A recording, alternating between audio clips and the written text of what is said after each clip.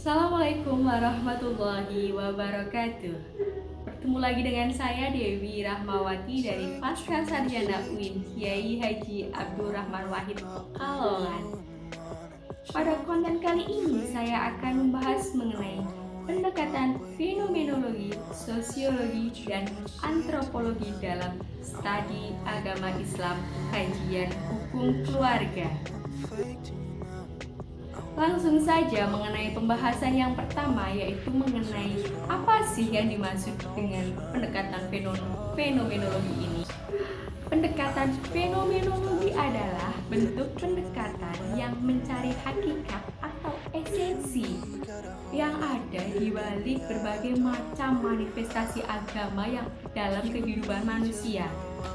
Fenomenologi dalam studi Islam mengungkapkan mengenai gejala-gejala yang terjadi di dalam kehidupan manusia, sehingga dari gejala-gejala tersebut dapat dipahami dan diterapkan di berbagai kegiatan-kegiatan keagamaan, instansi-instansi keagamaan, kemudian tradisi-tradisi keagamaan, bahkan di dalam simbol-simbol keagamaan. Dan fenomenologi ini dapat digunakan dalam penelitian fenomena ritual keagamaan. Contohnya seperti sholat, puasa, kemudian penentuan tanggal keagamaan dalam realitas sosial. Jadi dapat disimpulkan bahwa pendekatan fenomenologi ini merupakan suatu pendekatan yang pada dasarnya menempatkan ilmu pengetahuan dengan pengalaman manusia dan juga mengaitkan ilmu pengetahuan dengan kehidupan manusia. Nah, lalu bagaimana sih jika pendekatan fenomenologi ini digunakan dalam kajian hukum keluarga? Contohnya di dalam kasus nikah kontrak. Sudah tidak asing lagi bukan fenomena nikah kontrak ini. Padahal kan pernikahan itu dilangsungkan atas dasar untuk beribadah kepada Allah, membentuk suatu keluarga yang harmonis, keluarga yang berbahagia, yang penuh kasih dan lain sebagainya. Akan tetapi, mengapa sih masyarakat ini sudah tidak mensakralkan lagi pernikahan sehingga adanya pernikahan kontrak? Nah, oleh karena itu, adanya komersial di dalam pernikahan tersebut, yang mana dipengaruhi karena adanya kapitalisasi dan materialis akibat akidah yang lemah oleh masyarakat. Selanjutnya yaitu mengenai pendekatan antropologis. Berbeda dari pendekatan yang sebelumnya, dalam pendekatan antropologis ini menjadikan manusia sebagai kebudayaan. Nah, kebudayaannya bagaimana sih sebenarnya? Nah, langsung saja, di dalam antropologis ini manusia dijadikan sebagai kebudayaan yang mana mempunyai peran penting di dalam kehidupan manusia supaya dapat memahami, menginterpretasikan, dan juga mengaplikasikan agamanya dalam kehidupan sehari-hari. Nah, lalu bagaimana sih jika pendekatan antropologi ini digunakan di dalam kajian hukum keluarga? Nah, contohnya pertunangan atau peminangan, yang mana pertunangan atau peminangan ini dilakukan sebelum acara akad nikah ataupun sebelum pernikahan dilangsungkan. Yang mana di dalam peminangan ini itu pada dulunya ataupun masih ada yang dilakukan hingga saat ini, tapi sudah tidak sedikit lagi prosesi pertunangan ini antara calon laki-laki dan calon pengantin perempuan itu bertemu langsung ataupun tukar cincin secara langsung. Padahal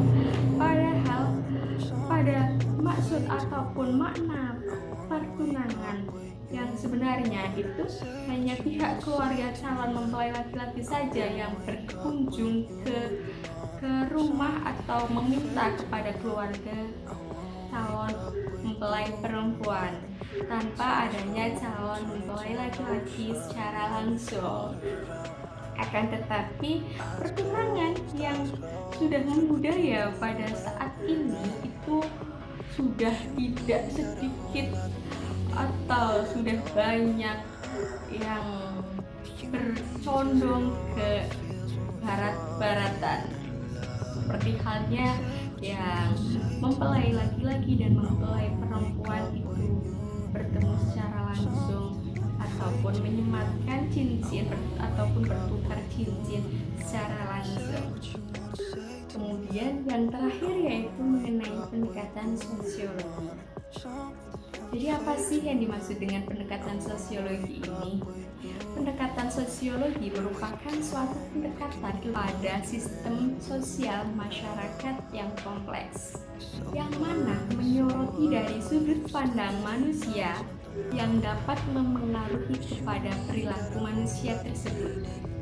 Jadi di dalam pendekatan sosiologi ini berinteraksi secara sosial yang mana sudah mendapat pengakuan di dalam masyarakat. Nah, di dalam pendekatan sosiologi ini contohnya seperti budaya pernikahan di Indonesia pada saat ini, pada masa milenial ini, pada era modern ini. Jadi kan sebelum pernikahan yang prosesi ataupun susunan atau rangkaian acara pernikahan, baik dari sebelum maupun hari H dan pasca pernikahan, itu yang seperti lamaran dulu, kemudian ada acara midodareni, kemudian baru akad nikah, kemudian ada walimah turus, setelah itu ada resepsi pernikahan, kemudian ada balik kloso atau mundur mantu dan lain sebagainya, yang mana hal-hal tersebut selain akad nikah dan walimah turus itu juga udah ada serangkaian acara-acara dari adat setempat. Nah, lalu sebenarnya apa sih hubungan antara ketiga pendekatan ini? Bagaimana sih perbedaannya antara ketiga pendekatan ini? Yang mana sebenarnya ketiga pendekatan ini merupakan bentuk dari produk dimensi budaya. Mengapa demikian? Karena di dalam pendekatan fenomenologi itu mengungkap fenomena individu secara langsung. Di dalam hal ini lebih banyak mengungkap mengenai harga diri atau identitas dari fenomena tersebut secara langsung, mengungkapkan eksistensi dari fenomena itu sendiri. Yang mana dalam hal ini fenomenologi mengungkap berdasarkan data-data yang diperoleh dari fenomena tersebut. Kemudian mengenai antropologi, menjadi antropologi karena banyaknya perilaku sosial yang sudah membudaya, yang mana dalam hal ini antropologi di dalam studi Islam itu lebih banyak mengungkap pengakuan fenomena yang ada di dalam masyarakat ataupun yang sudah membudaya di dalam masyarakat tersebut. Dan yang terakhir yaitu mengenai sosiologi, yaitu berinteraksi secara sosial yang mana langsung diterima oleh publik atau yang langsung diterima diterima langsung oleh masyarakat secara luas, seperti halnya mengungkap kepercayaan, kemudian keyakinan dari masyarakat sehingga masyarakat meyakini dari tradisi tersebut atau mengikuti atau membiasakan ataupun